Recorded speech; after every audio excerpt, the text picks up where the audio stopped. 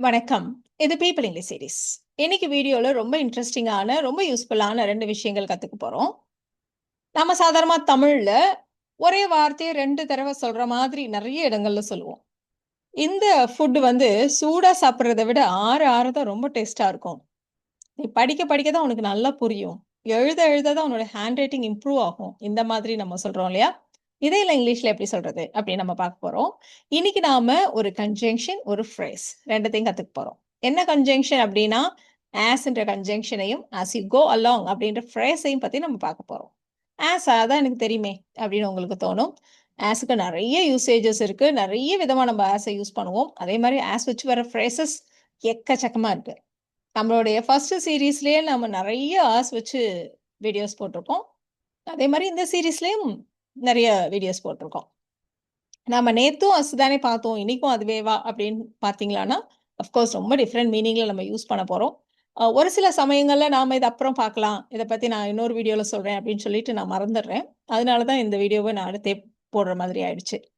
நீங்க ஏதாவது வீடியோல நான் அந்த மாதிரி சொல்லி மிஸ் பண்ண விஷயங்கள நீங்க நோட் பண்ணியிருந்தீங்களான்னா, கமெண்ட்ல சொல்லுங்க. நான் அந்த வீடியோஸையும் நான் போடுறேன். நெறைய சமயங்கள்ல அந்த மாரி நெறைய ஃப்ரேசஸ், நெறைய விஷயங்கள் மிஸ் ஆயிருக்கு. ஸோ, அத உங்களுக்கு பார்த்தீங்களான்னா, அத நீங்க சொல்லுங்க கமெண்ட்ல. ஸோ, இந்த ஆஸ்ன்ற கன்ஜங்ஷன நம்ம நெறைய விதமா யூஸ் பண்ணுவோம் அப்படின்னு நம்ம சொல்லுவோம். ஸோ, வென், வைல் மாதிரியெல்லாம் ஆஸ நம்ம யூஸ் பண்ணுவோம். ஸோ, இந்த இடத்துல பார்த்தீங்களான்னா, கன்டினியூயஸா நீங்க செய்ய செய்ய தொடர்ந்து பண்ண பண்ண அப்படின்ற மாரி அர்த்தத்துல தான் நம்ம இந்த இடத்துல ஆஸ யூஸ் பண்ண போறோம். ஸோ, தமிழ்ல நம்ம 2 தடவ சொல்லுவோம். பட் இங்கிலீஷ்ல அதே மாரி வார்த்தைய 2 தடவ சொல்ல மாட்டோம். ஆனா, அதே மீனிங்க தான் இந்த ஆஸ் குடுக்க போது. ஸோ, ஃபர்ஸ்ட் இந்த ஆஸ நம்ப இந்த மாரி கன்டினியூயஸா ஒரு விஷயத்தை செய்ய செய்ய அப்படின்ற அர்த்தத்துல பார்த்துட்டு, அதுக்கப்புறம் ஆஸ் யூ கோ அலாங் அப்படின்ற ஃப்ரேஸ எப்படி யூஸ் பண்றதுன்றதையும் நம்ம வந்து அப்படியே தெரிஞ்சுக்கலாம். ஸோ, அந்த ஃபர்ஸ்ட் மீனிங் செய்ய செய்ய, படிக்க படிக்க, எழுத எழுத அந்த மாதிரி ஆஸ யூஸ் பண்றப்போ, இதோட சென்டென்ஸ் ஸ்ட்ரக்சர் எப்படி இருக்கும் அப்படின்னா, subject 1, verb 1 as, subject 2, verb 2. இது வந்து ஒரு பேசிக்கான சென்டென்ஸ் ஸ்ட்ரக்சர். நீங்க வந்து அதே மாரி அந்த கிளாஸ்ல சப்ஜெக்ட், வெர்ப்ப தவிர இன்னும் வேற ஏதாவது டீட்டெயில்ஸ் இருந்ததுனா, அதையும் நம்ம வந்து கன்டினியூஸா அப்படியே போடுவோம். அதெல்லாம் நம்ம சென்டென்ஸ் ஃப்ரேம் பண்றப்போ அப்படியே பார்க்கலாம். இது வந்து ஒரு பேசிக்கான சென்டென்ஸ் ஸ்ட்ரக்சர். ஸோ இது வந்து ஜஸ்ட் அப்படி ஈஸியா ஞாபகம் வச்சுக்கிறதுக்காக. அவ்வளோதான். இப்ப நம்ம ஃபர்ஸ்ட் எக்ஸாம்பிளா எடுத்துக்க போறது, நம்ம இப்ப சொன்னோம் இல்லையா? "ஆற ஆற இந்த உணவு மேலும் சுவையாக இருக்கும்" அப்படின்னு நம்ம சொல்லப் போறோம். இப்ப இந்த சென்டென்ஸ ஃப்ரேம் பண்றப்போ, நீங்க ஞாபகம் வச்சுக்க வேண்டிய இன்னொரு விஷயமும் இருக்கு. அது என்ன அப்டின்னா, இந்த தமிழ் சென்டென்ஸே நீங்க கவனிங்க. இந்த உணவு மேலும் சுவையாக இருக்கும். இது ஆல்ரெடி சுவையா இருக்கும். ஆறுனுச்சுன்னா இன்னும் சுவையா இருக்கும். அப்படித்தான் நம்ம சொல்றோம். எழுத எழுத உன்னோட ஹேண்ட் ரைட்டிங் இன்னும் இம்ப்ரூவ் ஆகும். படிக்க படிக்க உன்னோட நாலேட்ஜ் இன்னும் டெவலப் ஆகும். இப்படிதான் நம்ம சொல்லுவோம். இன்னும், மேலும், முன்னாடிய விட இன்னும் அப்படி சொல்றோம். ஸோ அந்த மாதிரி சொல்றப்ப நம்ம கம்பேரேட்டிவ் ஃபார்ம்ல அட்ஜெக்டிவ யூஸ் பண்ணுவோம். அத மட்டும் ஞாபகம் வச்சுக்கோங்க. இப்போ இந்த சென்டென்ஸ நம்ம ஃப்ரேம் பண்ணலாம். ஸோ இதுல சப்ஜெக்ட் 1, வெர்ப் 1, சப்ஜெக்ட் 2, வெர்ப் 2 அப்படி இருக்கு. சில சமயங்கள்ல ஒரே சப்ஜெக்ட் 2 தடவ வரும். ஒரு சில சமயங்கள்ல 2 டிஃபரண்ட் சப்ஜெக்ட்ஸும் இருக்கலாம். இப்ப இந்த இடத்த பொறுத்தவரைக்கும், இந்த உணவு ஆற ஆற இந்த உணவு மேலும் சுவையா இருக்கும் அப்படின்னு ஒரே சப்ஜெக்ட்ட தான் நம்ம 2 இடத்துலயும் சொல்றோம். ஸோ ஒரே சப்ஜெக்ட் தான். இதுல எந்த இடத்துல இந்த ஆற ஆற, எழுத எழுத, படிக்க படிக்கன்னு வருதோ, அத தான் நம்ம ஆஸ் கூட சேர்த்து சொல்லணும்.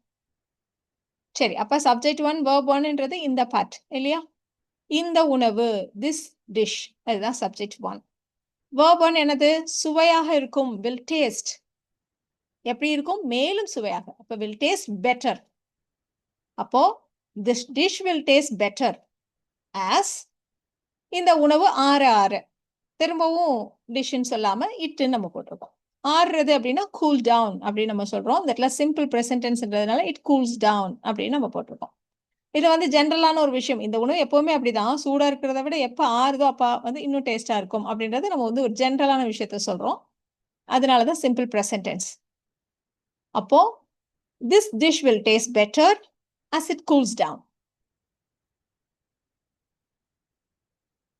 இப்போ சாப்பாடு வச்சு இன்னொன்னு கூட சொல்லலாம். இப்போ வந்து குழம்பு வந்து கொதிக்க கொதிக்க நல்லா திக் ஆயிடும். ஐயோ! என்ன குழம்பு ரொம்ப தண்ணியா இருக்கே! இல்ல, இல்ல. அது கொதிக்க கொதிக்க கெட்டியாயிடும். திக் ஆயிடும் அப்படின்னு நம்ம சொல்லப் போறோம். ஸோ இந்த இடத்துலயும் குழம்பு கொதிக்க கொதிக்க குழம்பு கெட்டியாயிடும் அப்படின்னு ஒரே சப்ஜெக்ட்ட பத்தி தான் பேசுறோம். ஸோ 2 இடத்துலயும் ஒரே சப்ஜெக்ட் தான். கொதிக்க கொதிக்கன்னு இருக்கிறது மட்டும் இந்த ஆஸ் பக்கத்துல வரணும். இந்த ஆஸ நீங்க முன்னாடி வச்சும் சொல்லலாம், பின்னாடி வச்சும் சொல்லலாம். சரி, இந்த சென்டென்ஸ நம்ம ஃப்ரேம் பண்ணுவோம். ஸோ குழம்பு கெட்டியாகிவிடும். கெட்டியாவறதுன்னா திக்கன் ஆயிடும் அப்படின்னு நம்ம சொல்லப் போறோம். ஸோ இதை நீங்கள் வந்து சிம்பிள் ப்ரெசன்ட் டென்ஸில் சொன்னாலும் சரி, ஃபியூச்சர் டென்ஸை வச்சு சொன்னாலும் சரி. ஸோ குழம்புன்றதை நம்ம கிரேவின்னு சொல்லுவோம். அப்போ the gravy thickens, இல்லைன்னா the gravy will thicken அப்படி சொன்னாலும் ஓகே தான். as திரும்பவும் அதே தான், அதனால இட்டுன்னு போட்டிருக்கோம். கொதிக்க கொதிக்க என்ன மாதிரி கொதிக்க வைக்கிறீங்க? நல்லா ஹை டெம்பரேச்சரில் பாயில் பண்ணுறோமா, இல்லை ஸ்லோவாக சிம்மில் வச்சு பண்ணுறோமா அப்படிங்கிறத பொறுத்து. பொதுவாக ரொம்ப ஹை டெம்பரேச்சரில் வச்சா தீஞ்சு போயிடும் இல்லையா? அப்போ நம்ம சிம்மில் தான் வச்சு பண்ணுவோம். அதனால தான் இட் சிம்மர்ஸ் அப்படின்னு போட்டிருக்கோம். the gravy thickens as it simmers. The gravy thickens as it simmers. இல்லைன்னா the gravy will thicken as it simmers அப்படியும் சொல்லலாம். நீ எழுத எழுத உன்னோட ஹேண்ட் ரைட்டிங் இம்ப்ரூவ் ஆகும் அப்படின்னு நம்ம சொல்ல போகிறோம். ஸோ இந்த இடத்துல இம்ப்ரூவ் ஆகும்னா முன்னாடியை விடவும் இம்ப்ரூவ் ஆகும் அப்படின்னு நம்ம சொல்கிறோம். இப்போ நீ எழுத எழுத உன் ஹேண்ட் ரைட்டிங் இம்ப்ரூவ் ஆகும். 2 டிஃப்ரெண்ட் சப்ஜெக்ட் இருக்கு. அதில் ஆஸ் பக்கத்தில் வர வேண்டியது இந்த எழுத எழுத இந்த பார்ட். அப்போ உன் கையெழுத்து மேம்படும், அதை ஃபர்ஸ்ட் நம்ம சொல்லிடலாம்.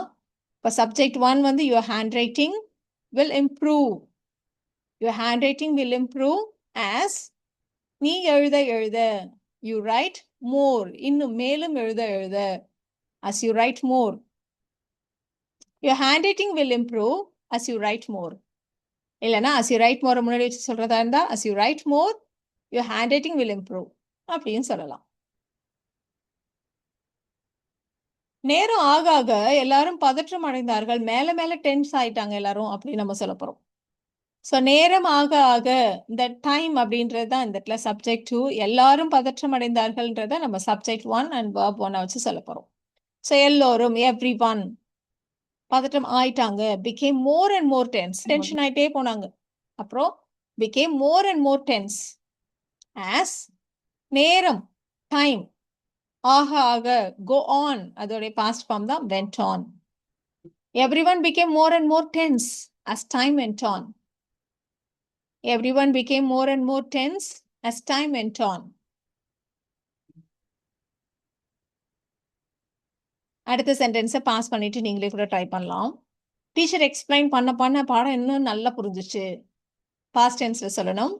டீச்சர் எக்ஸ்பிளைன் பண்ண பண்ண பாடம் இன்னும் நல்லா புரிஞ்சிச்சு அப்படி சொல்ல போகிறோம். ஸோ யாருக்கு நல்லா புரிஞ்சிச்சு? இப்போ எனக்கு அப்படி வச்சுக்கலாம். சப்ஜெக்ட் வந்து ஐன்னு வச்சு சொல்லலாம். ஸோ எனக்கு இன்னும் நல்லா புரிஞ்சிச்சு. சப்ஜெக்ட் 1 verb 1 இதை சொல்லுங்க. ஆஸ் வச்சு சொல்றப்போ டீச்சர் எக்ஸ்பிளைன் பண்ண பண்ண அந்த பாட்டு தான் ஆஸ் பக்கத்தில் வரப்போகுது. அப்போ I understood the lesson.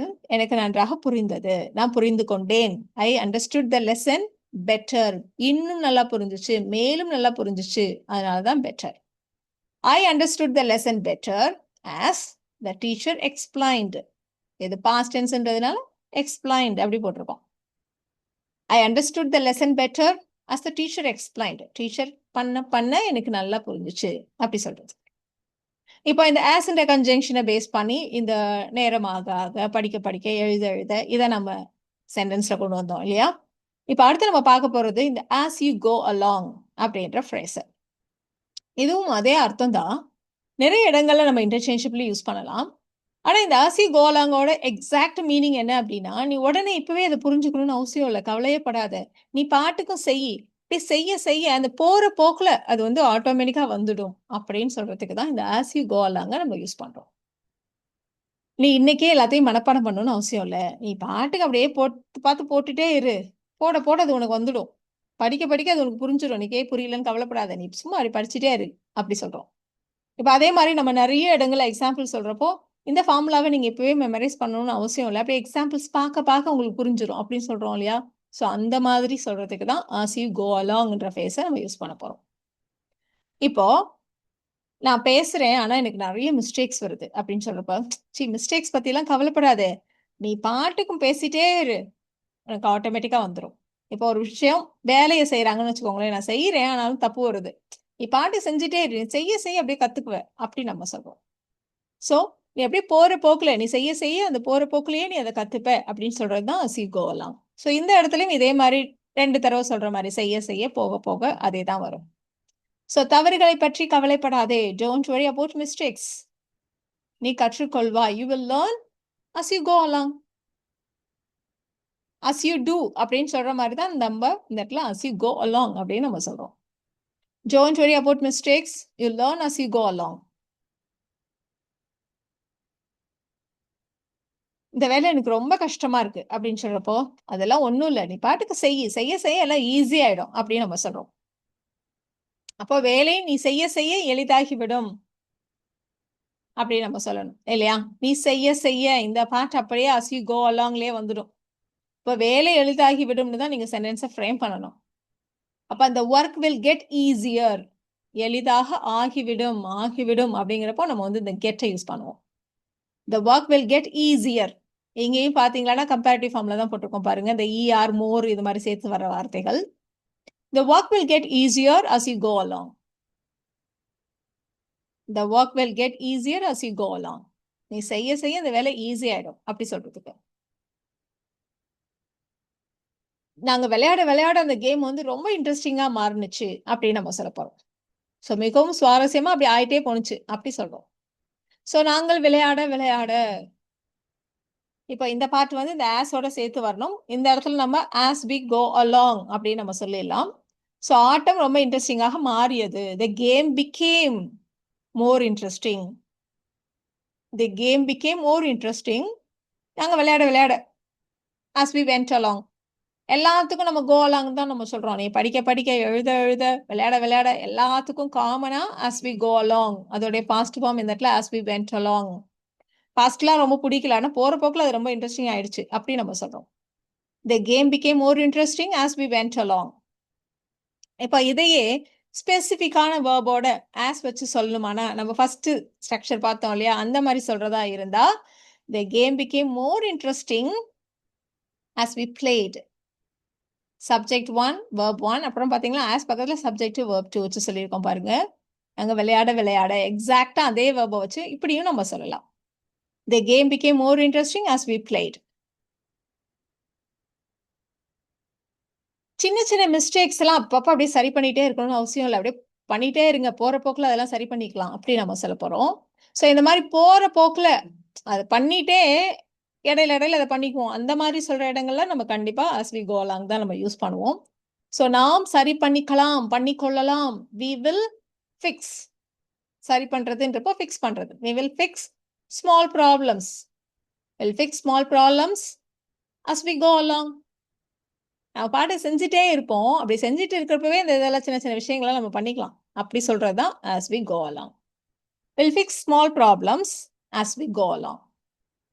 இந்த இடத்துல as we go அந்த மாதிரி ஃபர்ஸ்ட் ஸ்ட்ரக்சர் சரியா வராது. ஏன்னா இந்த இடத்துல நம்ம ஸ்பெசிஃபிக்கா என்ன சொல்றோம்னா நம்ம பாட்டுக்கு செஞ்சுட்டு இருப்போம். அப்படி செஞ்சுட்டு இருக்கிறப்பவே இதை வந்து அப்படியே பண்ணிக்கலாம் அப்படின்னு சொல்ற இடங்கள்ல கண்டிப்பா நீங்க as we go along மட்டும்தான் யூஸ் பண்ண முடியும். சரி, இப்போ நாம எப்பவும் சொல்ற மாதிரி நீ எல்லாத்தையும் இப்போ ஒரு ஃபார்முலாவே இருக்குன்னு வச்சுக்கோங்களேன். நிறைய ஃபார்முலாஸ் இருக்கு மேத்ல. இப்போ இவ்வளோ ஃபார்முலாவே நான் எப்படி மெமரைஸ் பண்றது அப்படின்னு ஏதாவது பிள்ளை கவலைப்பட்டுச்சானா, இப்ப நீ எல்லாத்தையும் ஒரே நேரத்துல மனப்பாடம் பண்ணணும்னு அவசியம் இல்லை. நீ ப்ராப்ளம போட இது ஆட்டோமேட்டிக்கா உனக்கு அப்படியே ஞாபகத்துல வந்துடும். கவலைப்படாத.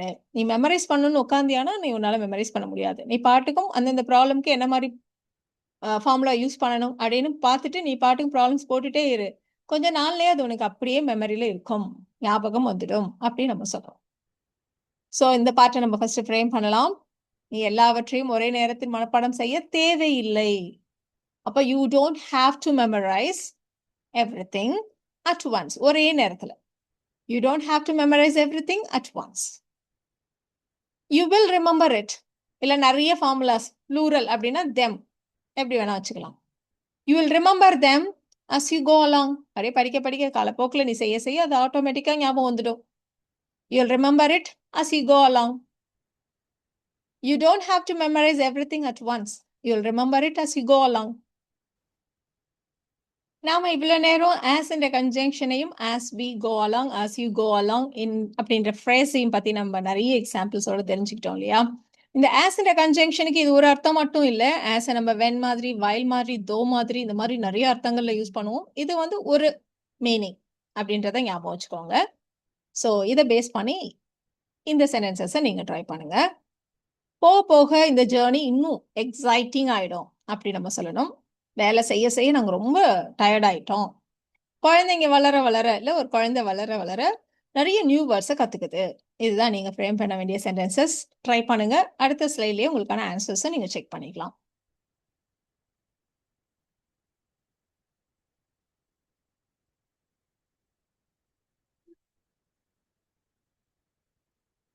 ஆன்சர்ஸ் பார்த்துடலாமா?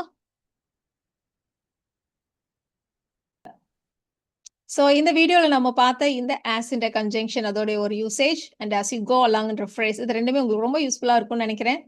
Thank you so much.